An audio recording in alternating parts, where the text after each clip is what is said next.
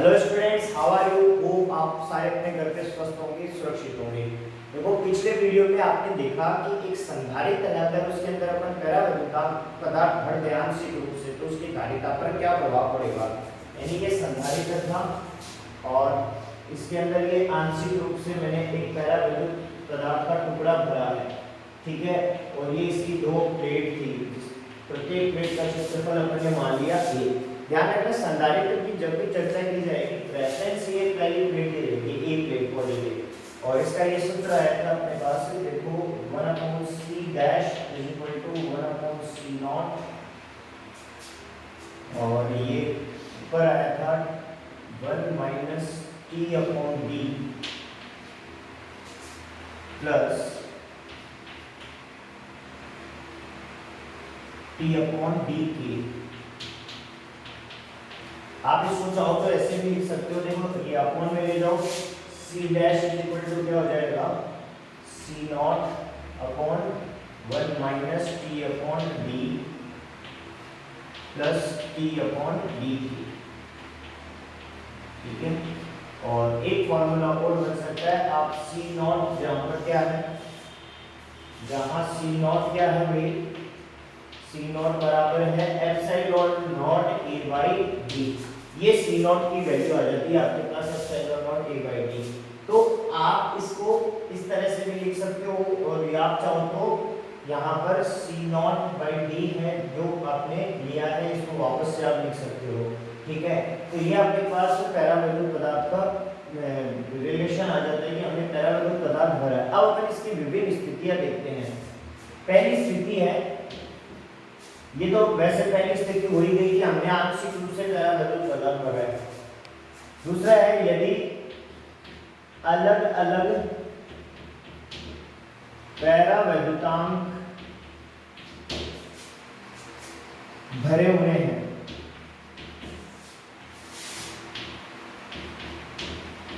अलग अलग परावैद्युतांक भरे हुए हैं, तब क्या होगी स्थिति, देखो T1 T2 T3 ये मोटाई के परावैद्युत पदार्थ भरे हैं अपने, और इनकी जो परावैद्युतांक है, जहाँ पे के ले सकते हो या एप्सिलॉन r ले सकते हो, ये बोल दो या एप्सिलॉन r बोल दो, ये अपन ने ले लिए epsilon r1, epsilon r2, epsilon r3, अलग अलग परावैद्युत पदार्थ भरे हैं। तो देखो ये फॉर्मूला क्या बन जाएगा, ये फॉर्मूला बन जाएगा c dash = c naught 1 minus, या आप इस 1 को बाहर रखो और ये आ जाएगा T1/d प्लस T2/d। इस तरह से ये इक्वेशन चलती जाएगी, प्लस क्या आ जाएगा, प्लस Tn/d आ जाएगा, और इधर क्या आ जाएगा, देखो plus T1/d epsilon r1 plus T2d epsilon r2। इस तरह से n टर्म तक ये अब तक चली जाएगी। तो आंशिक रूप से परावैद्युत पदार्थ तो भरा हुआ है, लेकिन ये जो परावैद्युत पदार्थ की प्लेट अलग अलग दी हुई है, इस तरह से भरा हुआ है कि ये अपने पास d चौड़ाई है, ठीक है। अब अपन ने T1 T2 T3 थिकनेस के परावैद्युत पदार्थ ले लिए हैं, ठीक है। तो मान लो कि ये कोई आप परावैद्युत पदार्थ रख देते हो यहाँ पर, ठीक है। एक परावैद्युत पदार्थ और ले लिया, और ये परावैद्युत पदार्थ आपने और भर दिया, ठीक है। तो ये आ जाएगा T1 T2 T3 इस तरह से, और इनके जो परावैद्युतांक है, एक epsilon r1 epsilon r2 epsilon r3 इस तरह से। तो ये फॉर्मूला आपका इस तरह से बन जाएगा, c डैश = कितना आ जाएगा, c naught 1 minus T1/d plus T2/d plus T3/d। इस तरह से आपको ये राइट डाउन करना है। तो क्वेश्चन क्या आएगा, क्वेश्चन आएगा कि एक संधारित्र की प्लेटों की चौड़ाई मध्य की दूरी d है, ठीक है। d मान लीजिए 2 सेंटीमीटर दे देता है, और फिर आपको कहता है कि इसके अंदर 1 सेंटीमीटर और 1-1 सेंटीमीटर के दो परावैद्युत पदार्थ के टुकड़े भरे हुए हैं, जिनके परावैद्युतांक आपको दिए हुए होंगे, ठीक है, x1 या y मान लो जो भी।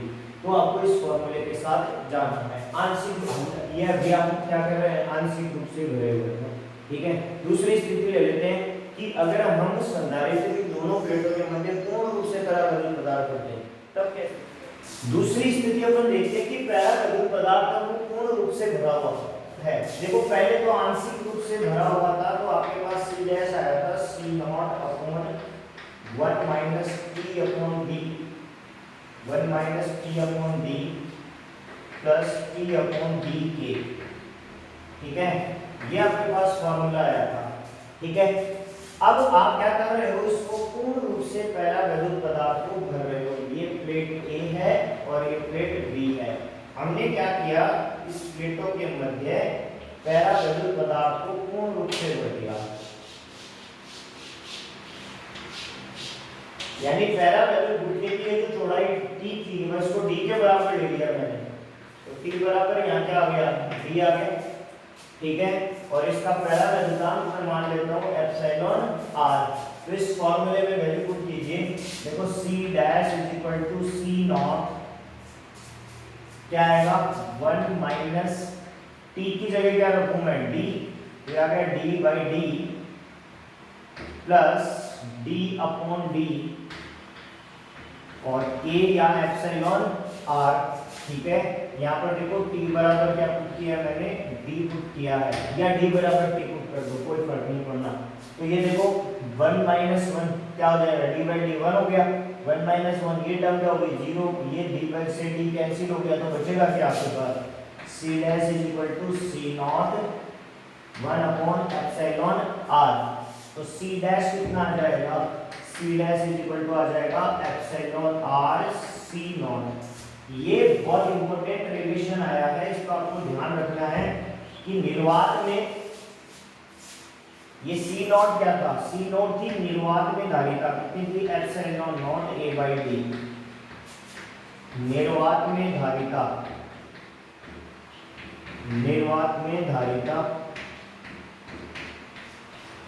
यानी आपको कह दे कि एक परावैद्युत पदार्थ, एक संधारित्र, उसकी निर्वात में धारिता मान लीजिए C फैराड है, आपको कहे कि उसके अंदर एक एप्सिलॉन r परावैद्युतांक का पदार्थ पूर्ण रूप से भर दिया जाए तो उसकी धारिता पर क्या प्रभाव पड़ेगा। तो आपको कहना कि निर्वात की जो धारिता, उसकी माध्यम में जो धारिता होगी परावैद्युत पदार्थ की धारिता, वो निर्वात में स्थित धारिता का एप्सिलॉन r गुना हो जाती है। यानी परावैद्युत पदार्थ बढ़ते ही धारिता, जितना ज्यादा बड़ा परावैद्युत पदार्थ भरा है उतनी ज्यादा धारिता बढ़ जाएगी। तो ये आपको ध्यान रखना है कि कितने गुना उसकी बढ़ जाती है। तीसरी स्थिति अपन लेते हैं कि परावैद्युत पदार्थ की जगह चालक पदार्थ भर दिया जाए, चालक पदार्थ। अब चालक पदार्थ मैं क्या ले रहा हूं, आंशिक रूप से, पहले ले रहा हूं मैं आंशिक रूप से ले रहा हूं, ठीक है। तो वापस यही फॉर्मूला आपको ध्यान रखना है। देखो आंशिक रूप से देखते हैं। अब देखो तीसरी स्थिति कि हमने क्या रख दिया है, चालक पदार्थ है वो आंशिक रूप से इसके अंदर संधारित्र में भरा है। मोटाई अपन ने वो T रखी है, ध्यान रखना, ठीक है। T मोटाई का आपने मान लो कोई चालक प्लेट रख दी, ठीक है, या कोई चालक टुकड़ा रख दिया, धातु का टुकड़ा रख दिया, ऐसे आपको क्वेश्चन दे दिया जाएगा, लेकिन वो पूर्ण रूप से नहीं है, ठीक है। देखो यहाँ तक से लेकर यहाँ तक की इसकी चौड़ाई थी d, दोनों प्लेटों का सेपरेशन था d, ये पॉजिटिव प्लेट ये नेगेटिव प्लेट। लेकिन अब हम चालक पदार्थ है वो आंशिक रूप से भर रहे हैं, वो पूर्ण रूप से नहीं भर रहे। तब देखो क्या आएगा, देखो चालक आंशिक रूप से है तो चालक के लिए ये जो k या एप्सिलॉन r बराबर होता है इनफाइनाइट। ये ध्यान रखना है आपको कि चालक का जो परावैद्युतांक होता है वो अनंत होता है, यानी चाहे जितना वो आवेश ले सकता है चालक, ठीक है। अब हमने क्या किया कि यहाँ आंशिक रूप से हमने चालक पदार्थ को इसके अंदर भर दिया, मतलब ये मोटाई तो आपने T रखी है, सेपरेशन दोनों प्लेट का D है, ये प्लस वाली प्लेट है, ये माइनस वाली प्लेट है, इनके मध्य अपन ने क्या रख दिया, एक चालक रख दिया जिसके लिए एप्सिलॉन r बराबर कैसा है, इनफाइनाइट है। तो देखो इस फॉर्मूले में जाइए वापस, तो सी डैश इक्वल टू कितना आएगा सी नॉट, और ये कितना आ जाएगा 1 माइनस टी, ये कितना आएगा 1 minus T upon D, plus देखो टी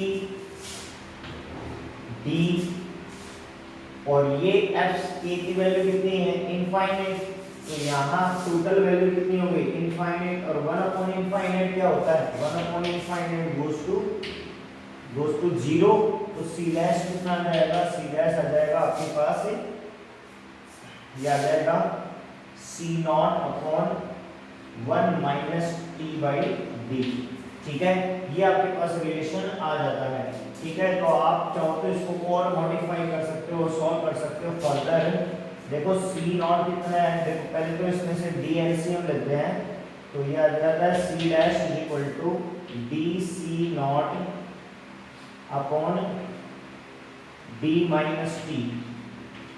देखो डी एलसीएम आया यहाँ पर, तो डी एलसीएम आके ऊपर चला गया, तो C dash is equal to कितना है, देखो सी नॉट की वैल्यू रखो, सी नॉट की वैल्यू क्या है, सी नॉट की वैल्यू है epsilon not A by D, epsilon not A by D, तो ये आ जाता है epsilon naught D, epsilon not A by D आ जाता है इनटू डी माइनस टी है आपके पास। क्या कैंसिल हो रहा है, डी से डी कैंसिल हो रहा है, तो C naught is equal to कितना आ जाएगा epsilon not A upon D minus T आ जाएगा, यानी टी जो टुकड़ा लिया है उसको कम कर दीजिए आप इसके अंदर से, डी मोटाई में से, ये डी में से इस टी को कम कर दीजिए आप, सिंपल सी बात ये है।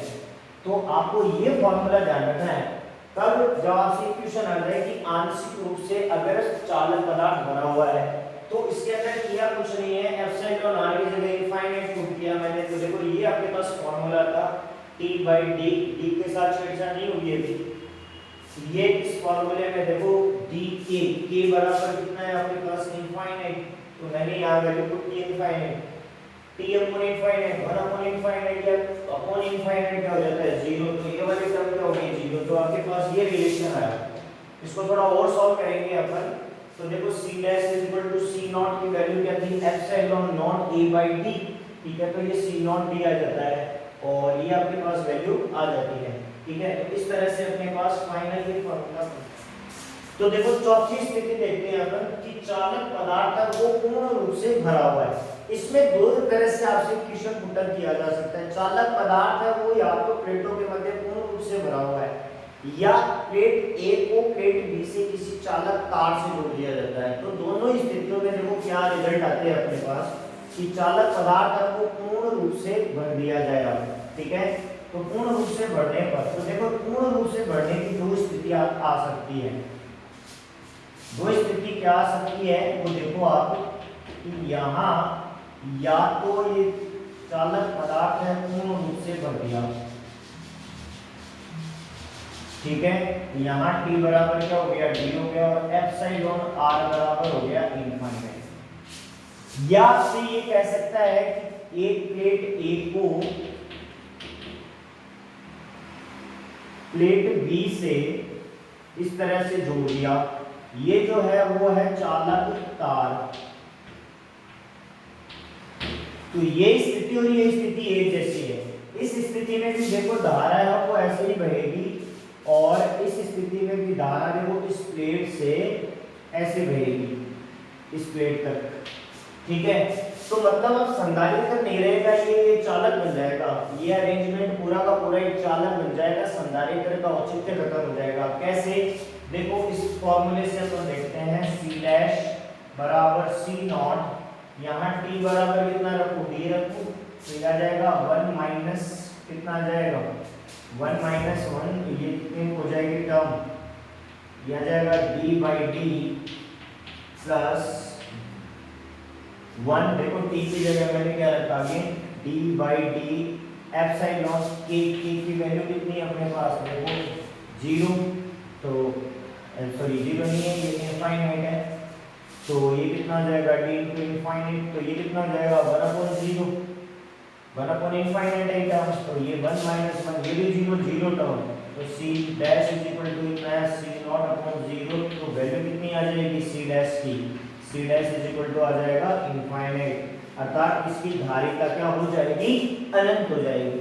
इससे अभिप्राय क्या है हमारा, धारिता अनंत होने से अभिप्राय क्या है कि ये संधारित्र है एक चालक की भांति व्यवहार करेगा, किसकी तरह व्यवहार करेगा, चालक की भांति। इसको समझते हैं थोड़ा सा कि अगर मैंने देखो संधारित्र को इस तरह से चालक से आवेशित कर दिया, पहला पदार्थ पूर्ण रूप से भर दिया चालक, तो अगर आपने इस दूसरी प्लेट को ग्राउंड से जोड़ रखा है, जमीन से जोड़ रखा है, तो ये सारा आवेश ऐसे आएगा और जमीन पर चला जाएगा, यानी ये प्लेट क्या हो गई, निरावेशित हो गई।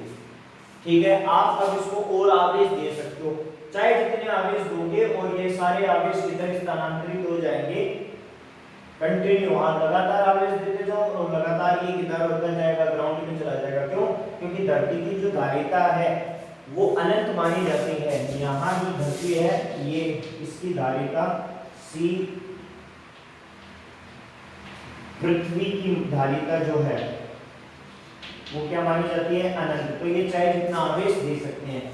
एग्जाम्पल देखो कि मान लो ये आपने h ऊंचाई का कोई टैंक रख रखा है, तो आप इस टैंक को नीचे से भरते जाइए और एक ग्राउंड के अंदर होल बना दीजिए आप, तो ये लगातार वाटर का फ्लो इधर से इधर होता रहेगा। दूसरी स्थिति ये है कि आप यहाँ ग्राउंड ना करके दूसरी प्लेट को आप बैटरी से जोड़ देते हो,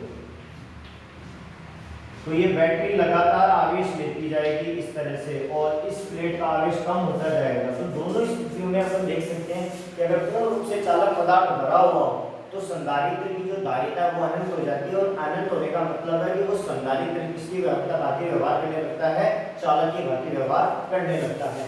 तो ये अपने पास चार स्थितियां आई।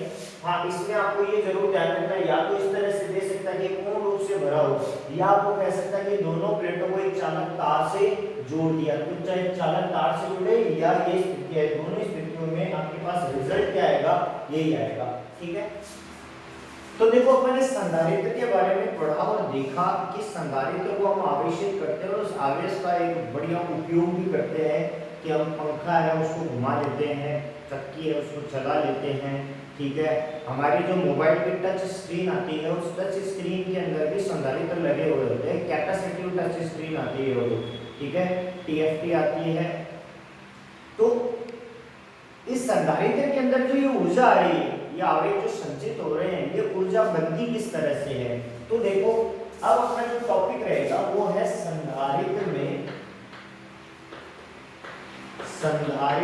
संचित ऊर्जा, संचित ऊर्जा। तो देखो हमने कहा कि ये संधारित्र की पॉजिटिव प्लेट है, ये आप इसको अतिरिक्त आवेश देना चाहते हो, इससे बैटरी की हेल्प से अपन दे रहे हैं, तो इस बैटरी द्वारा जो कार्य किया जाएगा, देखो अपने आप धनावेश है वो जाएगा, जैसे मान लो इसके ऊपर धनावेश आएंगे तो धनावेश क्या आएंगे, प्रतिकर्षण होंगे, तो बैटरी क्या करेगी, इस धनावेश को धनावेशित प्लेट के पास ले जाने के लिए कार्य करेगी, और वह किया गया कार्य इसके अंदर किसमें संचित हो जाएगा, वैद्युत स्थितिज ऊर्जा के अंदर संचित हो जाएगा, यानी संधारित्र में ये वैद्युत ऊर्जा मिल जाएगी आपको।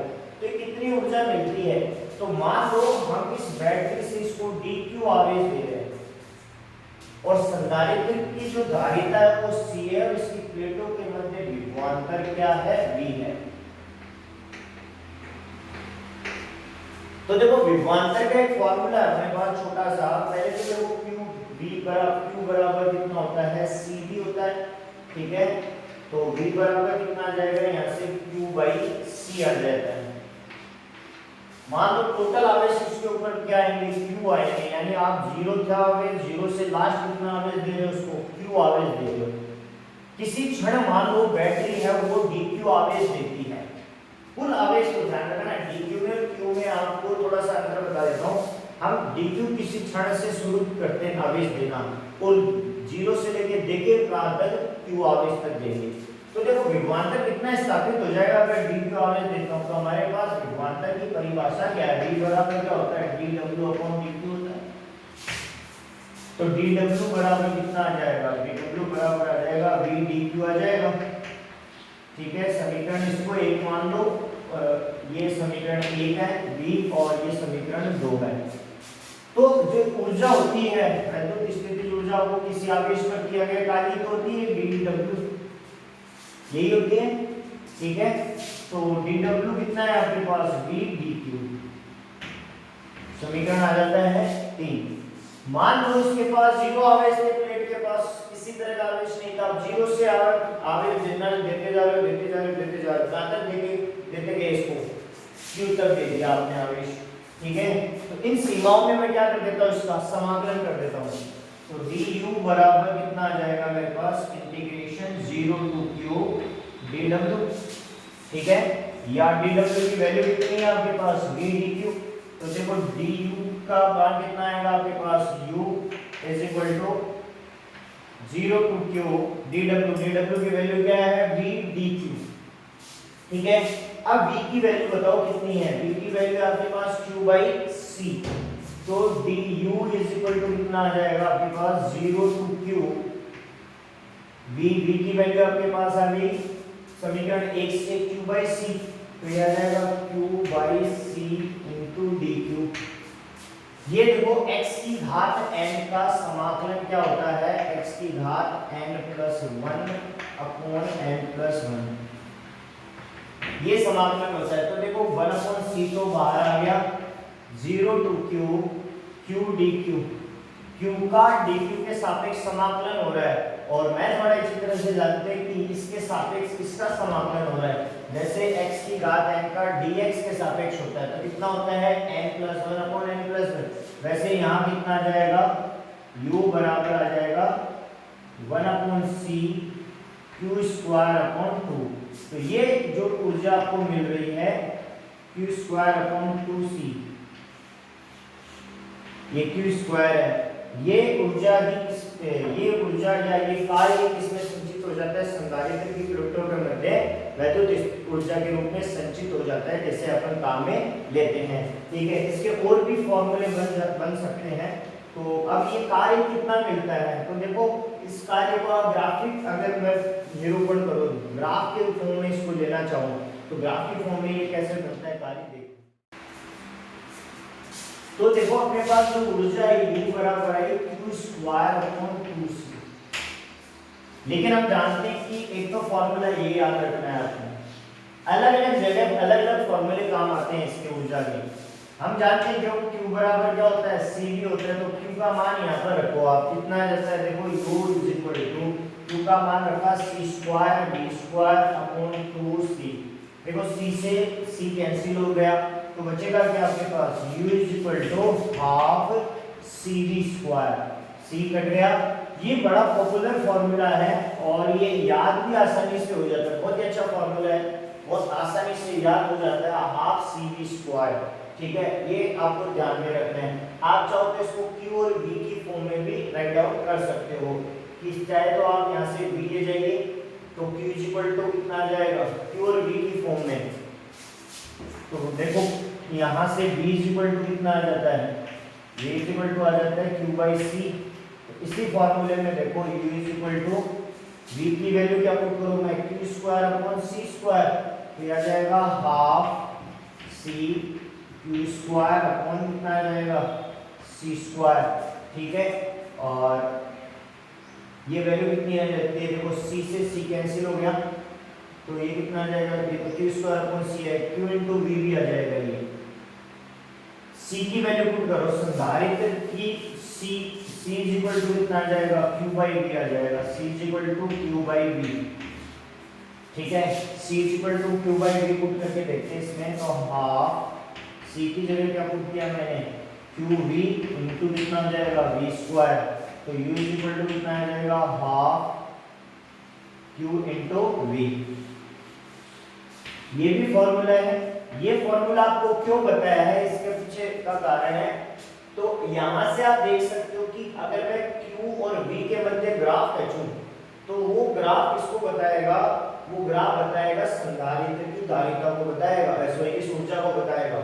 अगर मैं q और v में ग्राफ खींचूं तो ये ग्राफ किसको बताएगा, संधारित्र में संचित ऊर्जा को। तो ये ग्राफ कैसे आता है देखिए आप, बनाते हैं ग्राफ Q और V के मध्य का ग्राफ। देखो ट्रायंगल बन रहा है, एक तरह का ट्रायंगल हो गया ये। ट्रायंगल का क्षेत्रफल, त्रिभुज का क्षेत्रफल क्या होता है 1/2 आधार गुना ऊंचाई, ठीक है। तो आधार क्या हो गया यहाँ पे Q और ऊंचाई क्या होगी V हो गई। यही तो होता है त्रिभुज का क्षेत्रफल 1/2 आधार गुना ऊंचाई, तो आधार क्या हो गया Q और ऊंचाई क्या हो गई V हो गई। तो आपसे पूछे कि किसी चालक वस्तु के लिए आधार आवेश और विद्युत विभव के मध्य खींचा गया आरेख त्रिभुज प्राप्त होता है। तो बताइए ये आरेख किसे प्रदर्शित करता है। तो आप बोलना ये आरेख किसी संधारित्र में संचित ऊर्जा को प्रदर्शित करता है। या आपसे पूछे कि किसी संधारित्र में संचित आवेश तथा उसकी प्लेटों के मध्य विभवांतर के मध्य खींचा गया आरेख किसे प्रदर्शित करता है। तो आपको जवाब देना है संधारित्र में संचित ऊर्जा को, ठीक है। तो इसका ग्राफ कैसे आता है इस हिसाब से तो देखो आपके पास ये ग्राफ आता है। कैसे आया ये ग्राफ, देखो u इक्वल टू आया था आपके पास half q into v। q और v में खींचा गया ये आरेख। तो जैसे जैसे आप q का मान बढ़ाओगे वैसे वैसे v का मान बढ़ाओगे q का मान भी बढ़ेगा। तो इस तरह से अपन देख सकते हैं कि ये ग्राफ आपको इस तरह से मिलता है। यहाँ पर v इक्वल टू आप पुट कर सकते हो, v इक्वल टू क्या आ जाएगा q/c आ जाएगा यहाँ से, ठीक है। चाहो तो v की वैल्यू में वेरिएशन ला सकते हो आप, तो डिपेंड करता है किससे धारिता पर। तो आपको कहे कि ये जो u हो गया वो क्या हो गया 1/2 गुणा आधार गुणा ऊंचाई, ठीक है। यानी u बराबर क्या हो गया आवेश व विभव के मध्य आरेख का क्षेत्रफल,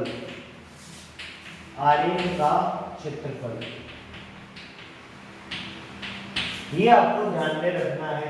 अगर यहां से छोटा सा टुकड़ा लेते हो आप तो ये छोटा सा टुकड़ा आ गया आपका d, ठीक है। छोटे से टुकड़े से आप ले सकते हो, ऐसे टुकड़े जोड़ता जाऊंगा। तो देखो जब पहले आपका टुकड़ा छोटा था तो विभवांतर कम, फिर इस तरह से विभवांतर बढ़ता जाएगा जैसे जैसे आवेशों की मात्रा बढ़ाते जाओगे। लेकिन इसके साथ साथ देखो विभवांतर का मान किस पे डिपेंड कर रहा है c पे। c का मान अगर का ज्यादा होगा तो लेवल और आवेश देना पड़ेगा आपको। तो आपको इतना बस ये ध्यान में रखना है कि किसी संधारित्र में जो संचित ऊर्जा होती है उसके तो आपके पास देखो 4 फॉर्मूले बन जाते हैं। मैं समराइज कर देता हूँ कि u का एक तो फॉर्मूला हो गया q²/2c, एक हो गया हाफ cv² और एक फॉर्मूला हो गया हाफ q इनटू v। ये आपको ऊर्जा के फॉर्मूले ध्यान में रखने हैं कि किसी संधारित्र में ऊर्जा संचित कितनी होती है। आगे हम पढ़ेंगे कि संधारित्रों का संयोजन करने पर इस ऊर्जा के मान में परिवर्तन आते चेंज होती है, बढ़ती घटती है। ये अपन देखेंगे जब अपन संधारित्रों के संयोजन के साथ जाते हैं।